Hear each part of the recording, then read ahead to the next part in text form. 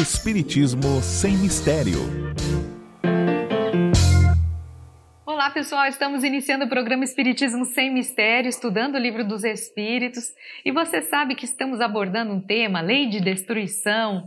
Já fizemos 2 programas a respeito desse assunto, você pode buscar, assistir os programas anteriores. Vimos que a lei de destruição, como já estamos dizendo, é uma lei, sim, da mesma forma que existe a lei de conservação, existe lei de destruição, e tudo isso faz parte dessa renovação, desse destruir, dessa transitoriedade que faz parte das nossas vidas, do plano material. Então, estamos aprendendo bastante sobre essa lei de destruição, vimos alguns objetivos, o que acontece, por que Deus permite que essas coisas aconteçam, e estamos observando que existe um olhar muito mais amplo sobre aquilo que nós aqui encarnados enfrentamos, que quando nós vemos uma calamidade acontecendo, muitos de nós se desesperam, ficam inconformados, entram em tristeza, em depressão, mas nós vemos que o plano espiritual tem uma visão muito mais ampla, profunda sobre essas questões, e que tudo isso nada mais é do que uma alavanca para que o homem aqui encarnado tome um chacoalhão, tome passe por essa calamidade e que ele enfrente essas dificuldades, fazendo com que ele se renove, com que ele pense em outras questões, nas questões espirituais, na transitoriedade da existência. E assim, às vezes, um progresso que levaria séculos, milênios, de repente, quando ocorre uma calamidade dessas, esse progresso se dá de forma muito mais rápida. Algo que levaria séculos vai levar aí apenas alguns anos. Então, por isso, Deus permite sim que essas calamidades aconteçam. E tudo isso nada mais é do que um instrumento de renovação, de melhora, de progresso para todos nós, porque afinal de contas, a vida verdadeira não é essa que nós estamos vivendo. A vida verdadeira é aquela do lado de lá. E daqui a pouco todos nós aqui estaremos lá também, e vice-versa. E assim as coisas vêm e vão através de muitas existências e de vários idas e vindas. Então, pegue seu livro, seu caderno, aproveite que você está aqui encarnado nesse momento para aprender o máximo que você puder, para absorver esses conhecimentos, porque tudo isso vai integrar a sua alma, o seu espírito, e vai fazer com que você tenha um entendimento muito mais amplo sobre todas as questões espirituais. Eu sou Solange Saman Godoy com o nosso querido André Luiz Ruiz. Como vai, André? Olá, Solange. Olá, queridas irmãs, queridos amigos. Falar de destruição pode parecer a você uma temática meio assim negativa, meio tétrica, porque de verdade nós, estando encarnados, nós analisamos as coisas pelo prisma do corpo físico. E que aquilo que priva a ideia e a inteligência no exercício da sua vivência, aquilo que tira do homem a potencialidade de ele seguir fazendo coisas, de ele se relacionar com pessoas, sempre foi encarado como uma coisa ruim, como uma coisa negativa. Tanto é que, quando a doutrina espírita foi trazida ao mundo através das pesquisas e da tarefa de coligir as mensagens espirituais em diversas fontes por Allan Kardec, ele fez uma coisa importantíssima para romper com essa visão de tragédia. A palavra morte sempre esteve no imaginário das pessoas como uma coisa tétrica, uma coisa sofrida, uma coisa de lágrima, uma coisa de despedida para o nada. Então, ao longo de toda essa repetição de existências em que a morte, com aquela foice, aquela coisa preta, andando como um urubu maligno para buscar presas para levar para o outro lado, sempre foi vista como uma coisa extremamente desagradável. É um trauma psicológico, é um trauma mental, é um trauma comportamental. Para evitar isto, a doutrina espírita, ao invés de referir-se a esse momento como morte, Kardec adotou essa explicação que a doutrina espírita faz sempre menção, que é a desencarnação. Ou seja, quando nós vamos vir à Terra, nós reencarnamos, entramos num corpo de carne. E quando chega o momento de voltar, nós desencarnamos. A carne fica e nós vamos embora. Mas não é o fim, é apenas a troca de roupa. Então, a finalidade também é trabalhar esse trauma psicológico de séculos ou milênios que colocou a morte como um fantasma terrível, uma coisa assombrosa, amedrontadora, e que de verdade não pode ser vista dessa maneira, porque de verdade nós todos vamos passar por esse momento de transformação.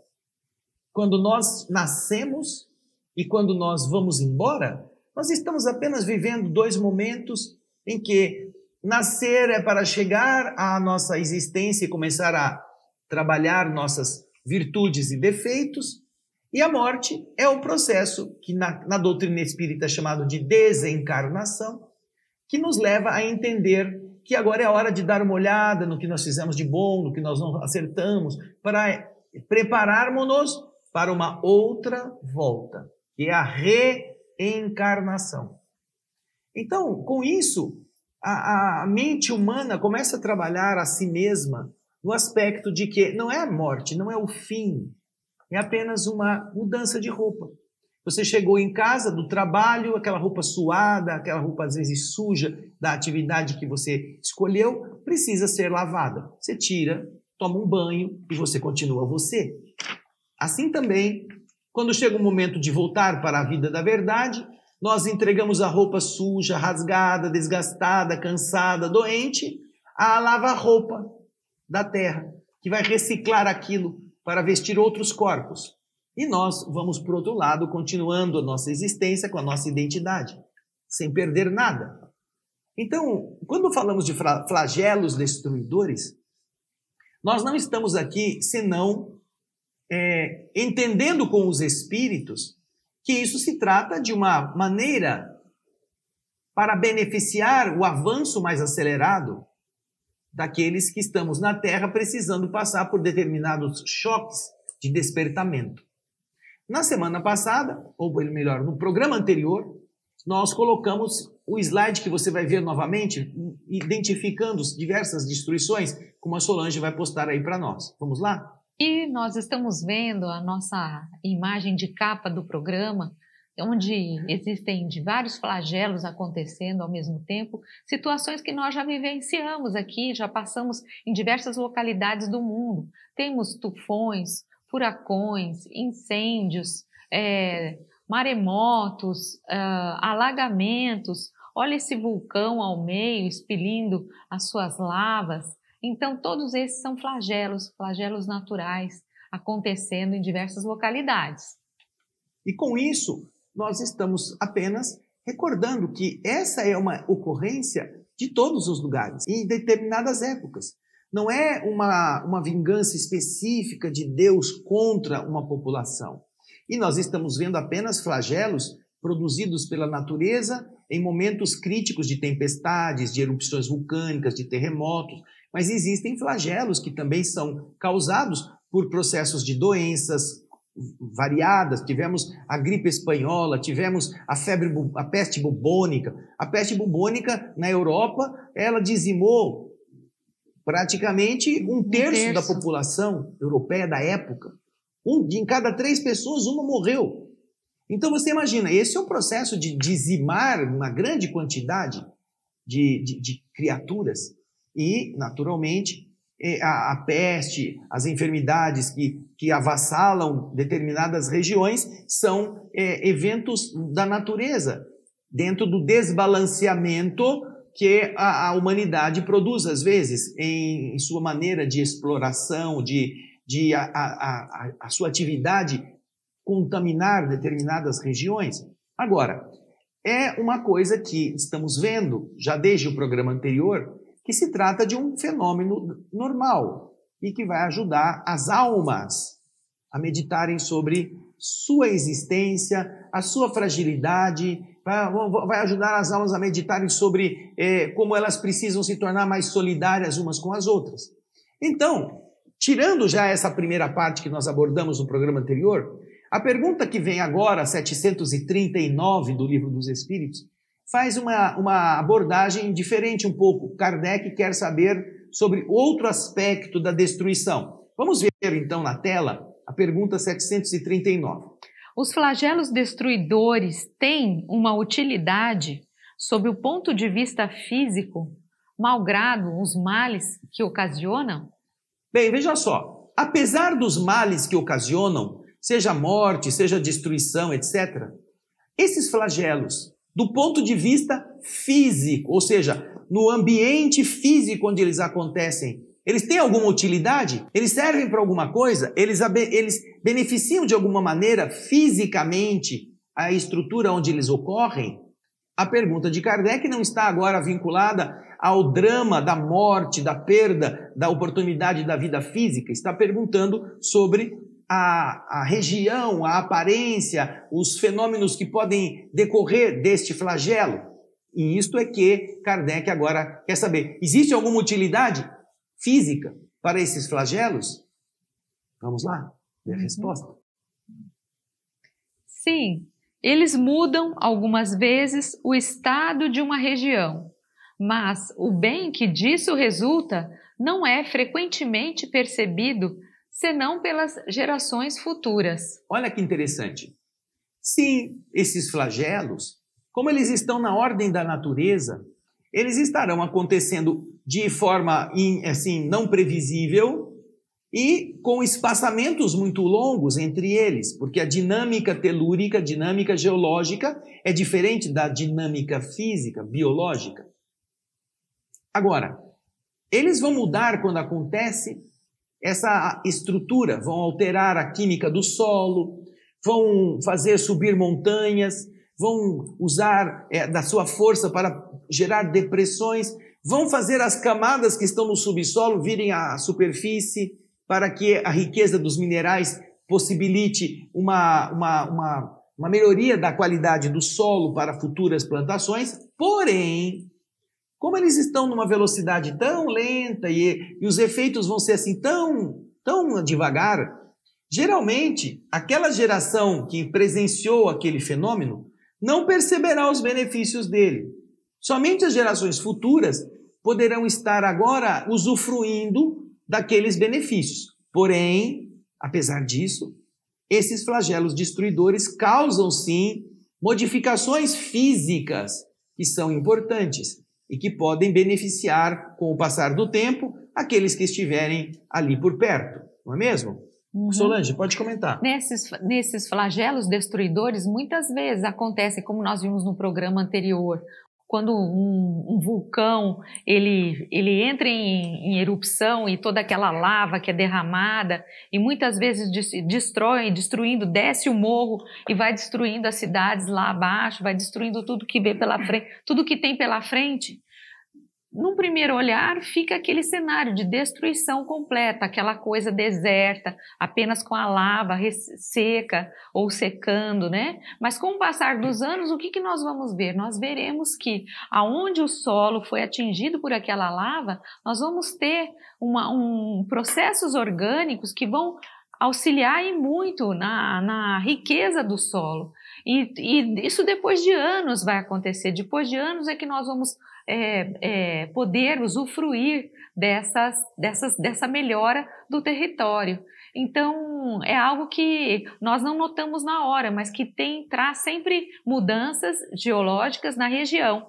Além do que, se vocês pararem para pensar também nessa questão dos vulcões, quantas ilhas já não surgiram, não é? Em decorrência desses vulcões que entraram em erupção, vulcões muitas vezes debaixo do mar, submersos, que vão trazendo aos poucos, apesar do passar dos anos, com suas erupções e vão criando ilhas. E a partir daí, então, essas ilhas sendo criadas, aos poucos nós vamos vendo essas mudanças, essas alterações geológicas que vão acabar beneficiando, pessoas vão acabar se utilizando aquele território, aquela nova região para morar, para plantar, para construírem as suas vidas.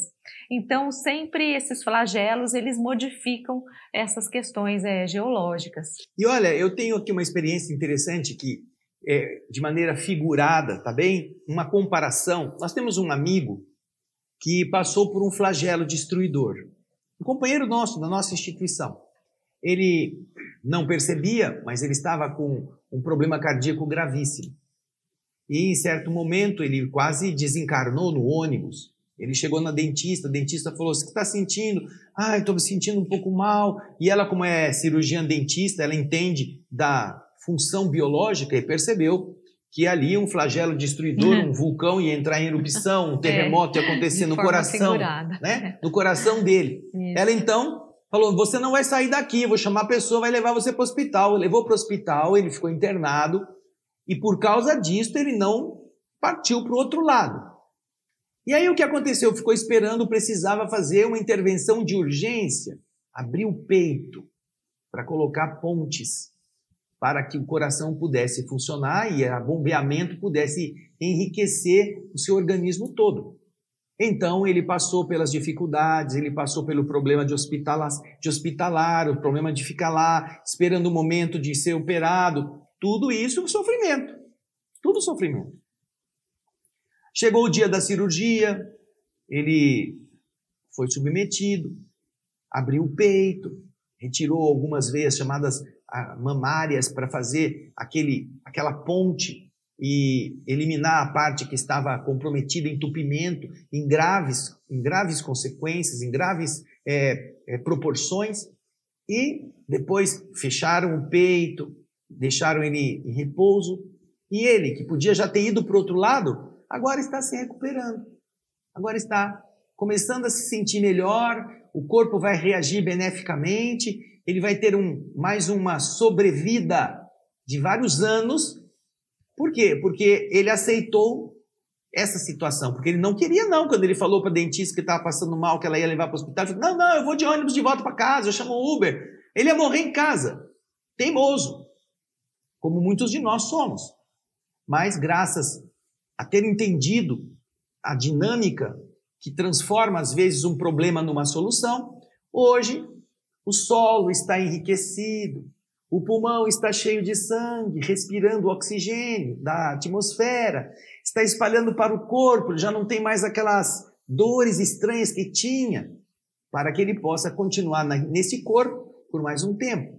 Então, o benefício que vem depois não é imediato, não foi na hora que ele saiu da cirurgia cardíaca e ele já saiu todo vitalizado, não. Tem que esperar a recuperação, tem que deixar passar o momento delicado da cicatrização para que depois o corpo volte a funcionar como uma estrutura harmônica. Então a mesma coisa acontece quando existem esses fenômenos que beneficiam, sim, modificam a estrutura física, como modificou a estrutura física dele. Teve que tirar uma artéria, uma veia de grande calibre para pôr no lugar, teve que abrir o peito, abrir a área onde a veia foi retirada, teve que fazer todo um processo de costura para chegar à perfeição e permitir uma cirurgia bem-sucedida. Então, isso não acontece de repente. E agora ele está, com o passar dos anos, ou melhor, dos dias, das semanas, ele precisará ficar mais ou menos 40 dias em serenidade, trabalhando aos pouquinhos, fazendo exercícios, até que ele vai ser liberado para qualquer tipo de atividade. Então você vê, né? Como a resposta nos ensinou aqui, eles vão produzir benefícios. Porém, muitas vezes, esses benefícios só serão sentidos pelas gerações futuras, e não por aquelas gerações que estiveram submetidas ao evento catastrófico, vamos chamar assim, né, Solange? Uhum, é isso mesmo. Podemos seguir adiante? Vamos para frente. Kardec continua com vários questionamentos. Aqui, nessa primeira pergunta, nós estamos vendo a utilidade sob o ponto de vista físico. Mas agora Kardec vai fazer uma outra questão, que é a 740. Os flagelos não seriam igualmente para o homem provas morais que o submetem às mais duras necessidades? Ora, então, veja bem. Que legal, fala aí. Não, pode então, que esses flagelos não seriam então para o homem essas provas morais que de uma certa maneira vai fazer com que o homem passe por muitas necessidades, duras necessidades? Nós sabemos que para amadurecermos, muitas vezes nós precisamos passar por dificuldades. Aquela história é uma frase que eu não sei se eu vou me lembrar, mas homens fortes geram filhos. Não, tempos difíceis Isso. geram homens fortes. Isso. Homens fortes geram Tempos fáceis, tempos fáceis geram homens fracos, homens fracos geram tempos difíceis e tempos difíceis geram homens fortes. É um ciclo, né? Então, você vai vendo que nessas condições, o momento difícil, muitas vezes, é o momento do choque, é o momento da crise, é o momento de sacudir as estruturas para ver quais delas são sólidas e quais não são. Então, Kardec quer saber agora se, nesse aspecto, os flagelos destruidores também não seriam esse chacoalhar moral das pessoas, dos seus conceitos, para submeter o homem a essas provações mais duras e fazer com que ele também evolua. Olha que pergunta interessante. Não é só o aspecto físico, é também o aspecto moral, porque aquele amigo que eu falei para você que teve o peito aberto, que passou quase para a morte pela desencarnação, ele, além de ter sofrido a dor física, agora ele está vendo a vida com uma outra visão. Porque agora, o que antes ele não dava muito valor, agora ele pensa, puxa vida, agora eu tenho mais uma chance, nossa, eu não vou mais ficar preocupado com bobagem, eu não vou mais fazer coisas que não são adequadas na alimentação, eu vou me dedicar mais a determinadas coisas que antes eu não dava valor. Por quê? Porque moralmente, mentalmente, intelectualmente, ele viu uma outra experiência, ele encontrou a foice cara a cara, e então o Senhor afastou a foice para deixá-lo voltar à vida material e agir de outro modo. Porque mesmo assim, com o coração renovado, vai chegar o momento dele e de todos nós voltarmos para o outro lado da vida, né? Então, essa não é uma provação importante para melhorar o que somos? Aliás, Solange, existe um canal que se chama O que Somos Nós, se não me engano? O que somos nós. O que somos nós? Em que duas pessoas muito interessadas em ajudar a gente a perceber a existência do outro lado, inclusive um deles é um físico, ele entra em contato, e pessoas entram em contato com ele contando experiências de quase morte. Procure lá o canal deles. E você vai ver experiências interessantíssimas, e todas elas, sem exceção quase nenhuma, relatam que depois que a pessoa passou por essa EQM, experiência de quase morte, elas mudaram totalmente o modo de compreender a vida. É esse choque, é essa relativização das coisas. Antes você era muito implicante com detalhes, e depois que você vê que esses detalhes não fazem nenhuma diferença, por que você vai perder tempo com essa bobeira? Por que você vai ficar irritado com o tapete dobrado, com a roupa no chão, com o prato que quebrou?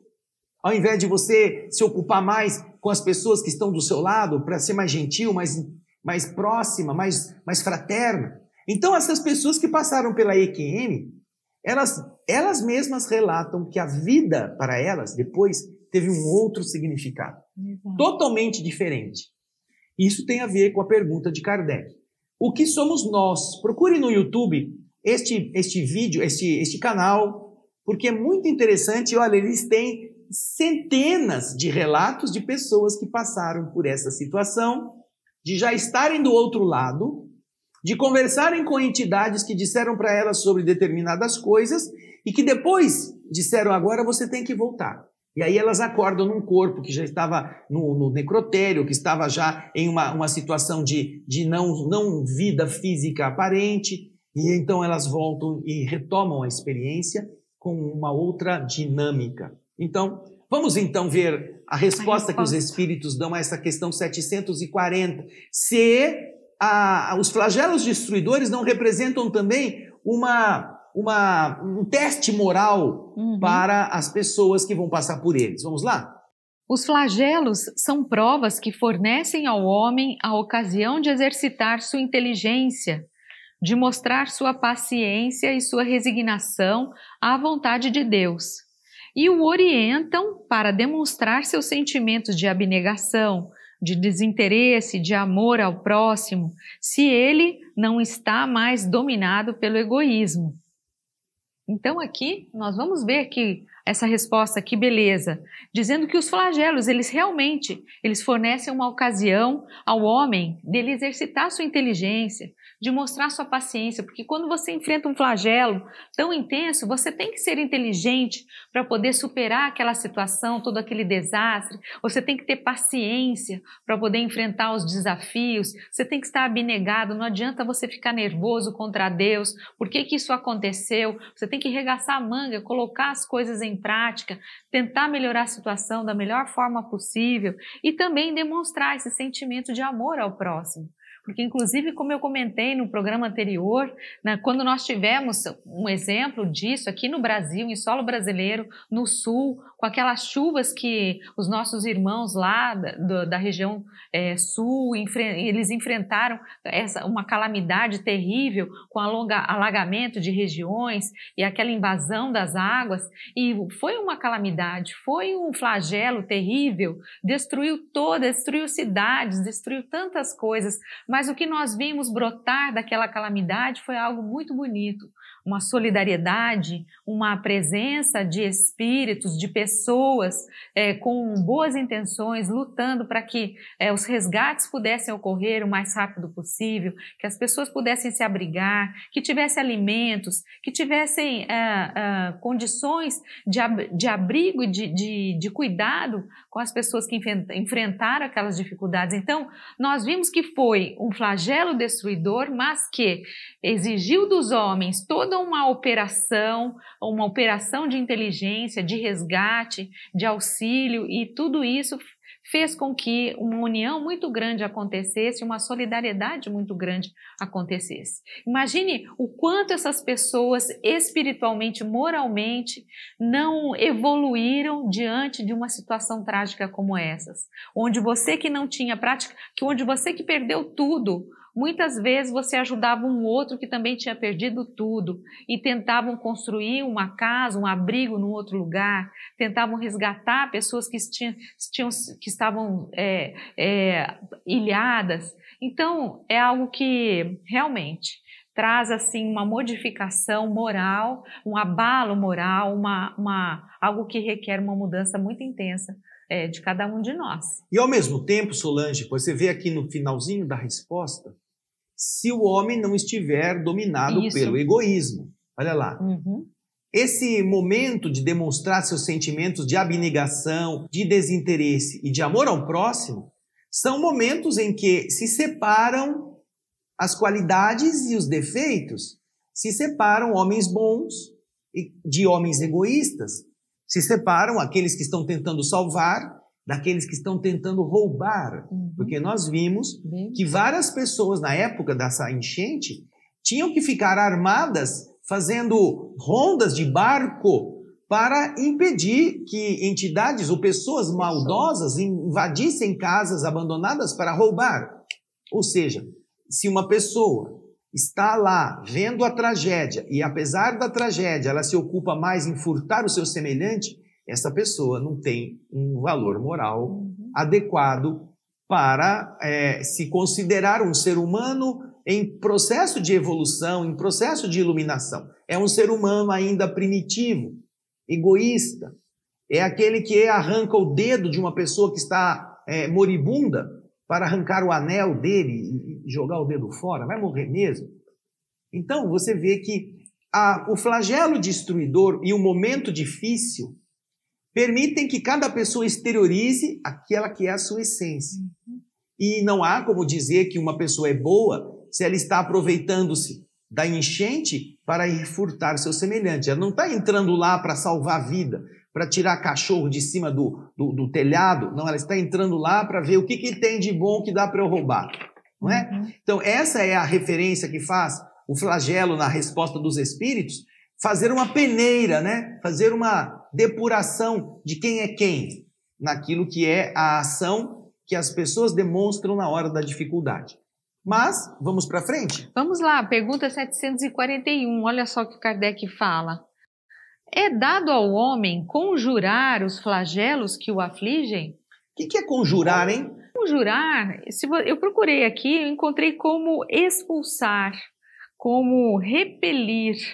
como se opor, como tentar corrigir, como conjurar o demônio, vai de reto, ele seria Satanás. No sentido de expulsar o demônio. Mas eu acho que na frase aqui é dado ao homem conjurar os flagelos que estão atingindo, ou seja, é você repelir esses flagelos, é você se tirar, defender deles, isso. Você conseguir diminuí-los. O homem pode fazer isso? Ou prevenir, talvez, exatamente. esses flagelos. Vamos ver então a resposta, que interessante. Vamos lá.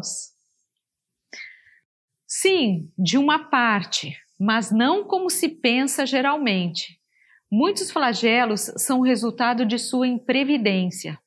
À medida que ele adquire conhecimentos e experiência, pode conjurá-los, quer dizer, preveni-los, se sabe procurar neles as suas causas. Continua no próximo slide. Mas entre os males que afligem a humanidade, há os gerais que estão nos desígnios da providência e dos quais cada indivíduo recebe mais ou menos a repercussão. A estes, o homem não pode opor senão a resignação à vontade de Deus. E ainda, esses males são agravados frequentemente pela sua negligência. Olha só que interessante, o primeiro slide da resposta, que você vai ver novamente, ele diz, olha, o ser humano tem sim como conjurar esses flagelos. Porém, por que ele tem como conjurar? Porque muitos desses flagelos são resultados da sua imprevidência. Gastar demais, se entregar ao vício, estar numa situação periclitante, construir sua casa do lado do riacho, que obviamente vai encher, vai inundar. E depois da primeira inundação leva a casa e o cara vai lá e constrói de novo no mesmo riacho, área do mesmo jeito. De desabamento. De desabamento. Construir no morro, na vertente que está sujeita a deslizar. Tudo isso são flagelos que você pode conjurar se você for o suficientemente inteligente para ver o risco. Às vezes a gente passa perto de lugares que eu acho que você também já viu, você que está nos assistindo, que você vê assim, uma pirambeira, um negócio assim muito inclinado, e o cara construiu uma casa, que foi uma casa em cima de outra casa, em cima de outra casa, em cima de outra casa. Faz uns pilarzinhos. Vai subindo a parede. Vai subindo parede. E tá tudo assim, né? Você fala, nossa, será que tem vento fundação? Aquilo ali, não sei se aquilo lá não desce o morro. Então, obviamente, esse tipo de flagelo é possível conjurar. Se você tiver inteligência para perceber o problema, se você tiver vontade para procurar fazer um investimento em outro lugar, se você não quiser correr riscos por outros motivos, isso dá para conjurar. Porém, vem depois o segundo slide dessa resposta, que é justamente aquele que diz que existem males que afligem a humanidade e que são males que o ser humano vai ter que passar por eles. Estão nos desígnios da providência. E cada indivíduo vai receber mais ou menos a repercussão disto. A estes males genéricos, e que cada um vai ter uma parte sentindo nele mesmo, a estes males o homem não pode opor, senão a resignação à vontade de Deus. E ainda, esses males são agravados frequentemente pela sua negligência. Vamos voltar ao Vesúvio, não é? O Vesúvio está lá, depois da erupção lá de Pompeia e Herculano. Agora ele ficou quietão. São 2000 anos que se passaram. Já com o anúncio de que aquilo é um vulcão, não é uma montanha qualquer, é um vulcão que explode. Todo mundo já sabe, há 2000 anos. Mas o que acontece? Vamos ficar aqui, a gente fica aqui, aí eles ficam lá 1 ano, 2 anos, 5 anos, 10 anos, não acontece nada, aí monta uma casinha, aí vai lá, faz uma horta, faz um pedacinho do chão lá, faz uma plantação, e aí nascem os filhos são criados lá, passam-se 80 anos e nada aconteceu.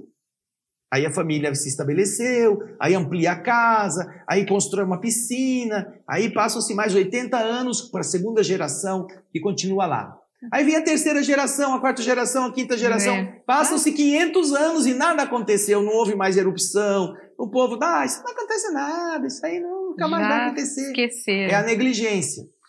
Vai negligenciando o problema, vai negligenciando o problema, vai negligenciando o problema. Então, aquilo que vai acontecer e que não tem como conjurar, Não tem como você dizer, eu vou tampar a boca desse vulcão e ele não vai explodir. Não tem homem como fazer isso.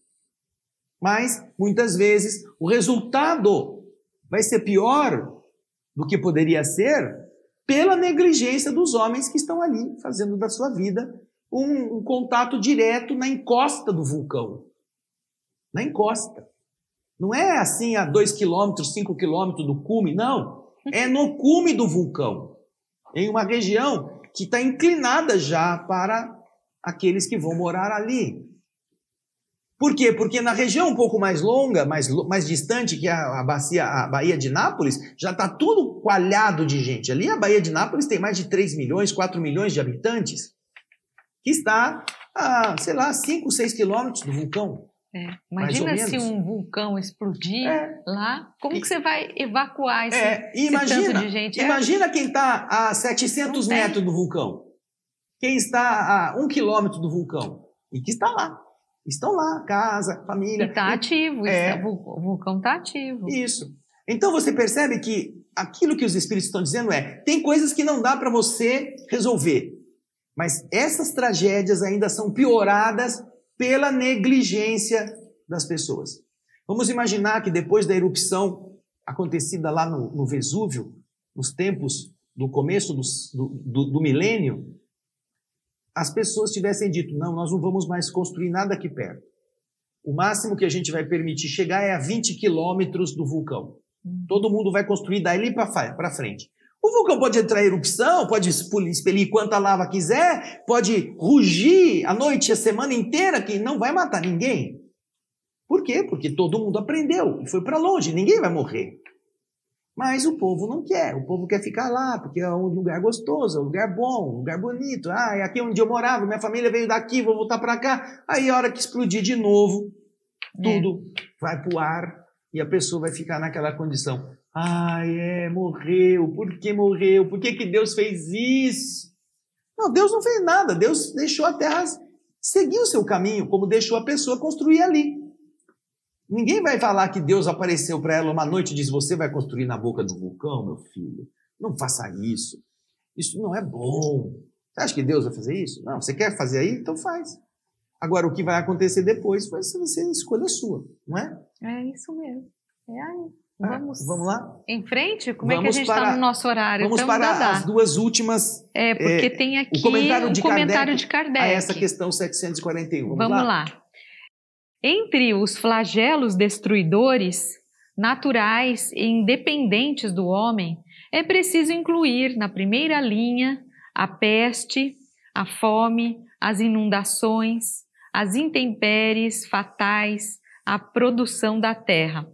Mas o homem não encontrou na ciência, nos trabalhos de arte, no aperfeiçoamento da agricultura, nos afolhamentos e na irrigação, no estudo das condições higiênicas, os meios de neutralizar ou, pelo menos, atenuar os desastres? Olha só. Vamos entender essa pergunta aí. Esses flagelos acontecem de forma natural. Eles acontecem.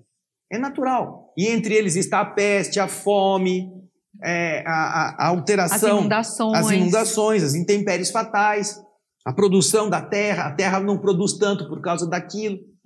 Agora, os homens não desenvolveram com a sua inteligência mecanismos, ferramentas que vão diminuir isso, não aprenderam a ter higiene, a canalizar a água, a separar o esgoto da água potável, a não ter contaminações, aperfeiçoar a agricultura com processos de fertilização do solo, melhoria das qualidades das plantas. Ora, eles estão fazendo isso, estão conjurando os flagelos que podem derivar desse estado geral. Então Kardec está dizendo, isso não é uma forma de eles também atenuarem os desastres? Agora vem o slide seguinte.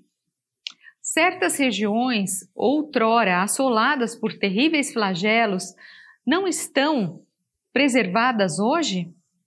Que não fará, portanto, o homem por seu bem-estar material quando souber aproveitar todos os recursos de sua inteligência e quando, ao cuidado de sua conservação pessoal, souber aliar o sentimento de uma verdadeira caridade por seus semelhantes? Quantas coisas boas os homens não farão em termos de preservar alimentação e ajudar pessoas a não passarem por carências alimentares, para que eles tenham saúde. Quantas vezes os homens não poderão fazer isso, diminuindo o sofrimento das populações? Se ele usar a sua inteligência, se ele usar a sua capacidade de engenharia, ele poderá construir edificações mais resistentes, poderá fazer estudos para solidificar o solo e evitar que o solo se afunde quando um terremoto surja. Ele poderá dar segurança às pessoas que moram próximas dos rios, fazendo com que haja contenções. Nós temos, por exemplo, exemplos na Inglaterra e na Holanda, de diques naturais que foram construídos e que quando o oceano é fustigado pelas ondas fortes, pela ventania do Canal da Mancha, que levam muitas vezes a água do mar invadindo o próprio Tâmisa, no caso da Inglaterra, eles levantam aquelas barricadas para evitar que a inundação chegue, para que ela não invada as ruas, para que ela não produza malefícios. Então, há proteções, há em inúmeros caminhos da humanidade, maneiras de se fazer com que os flagelos produzam menos impacto. Quando o homem for amoroso, quando o homem pensar no próximo e não pensar na sua vantagem material, em ganhar com aquela desgraça, vai haver o quê? Vai haver a irrigação do Nordeste, com a transposição das águas, e que de repente foi suspensa para permitir que as máfias dos caminhões-pipas voltassem. Isso é interesse econômico, isso é interesse mesquinho. Quando a água estava chegando naturalmente pelos canais de irrigação, de transposição do rio, e foram suspensas essas irrigações por interesses de manter o povo na miséria. Tantas coisas poderiam ser diferentes, não é mesmo? Então, é isso que Kardec está comentando que nós deveremos aprender. Quando formos seres que são governados pelo amor ao próximo, não estaremos pensando no nosso conforto, estaremos pensando no conforto de todos. Isso aí. No próximo programa, nós vamos entrar no subtítulo das guerras, tá? Guerras. Quase você não ouviu falar de guerra, né? Você que está aqui, ó, você quase nunca ouviu falar de guerra. O ser humano não gosta disso. Só uns meio nervosinhos que gostam disso, né? Mas guerras estão aqui acontecendo como pipoca. E nós vamos ver na humanidade como que isso é tratado. Guerra, homicídio, crueldade, tá bom? E aí nós já vamos entrar numa outra parte dos flagelos, porque aí já não são flagelos naturais.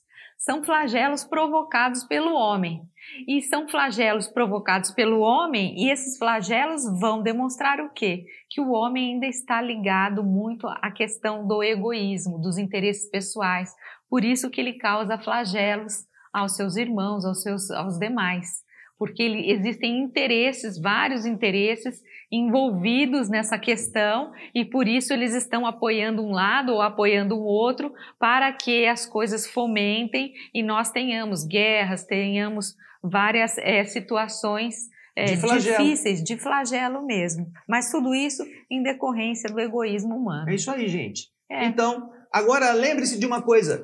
Nós estamos fazendo a leitura e comentário do 12º livro da sequência que começou lá em Nosso Lar. Nós temos o programa O Espírito da Letra. Estamos lendo e comentando o livro Sexo e Destino, o 12º, o penúltimo livro.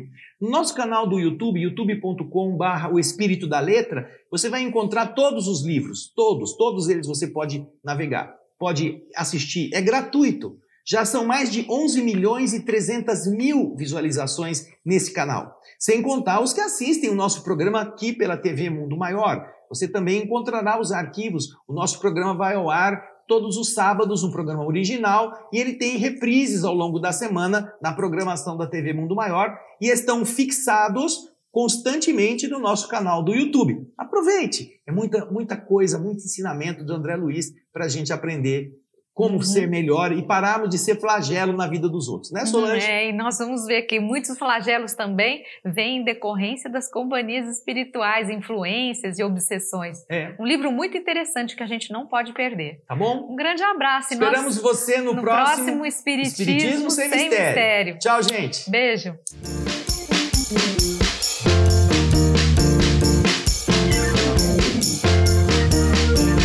Termina aqui. Espiritismo sem mistério.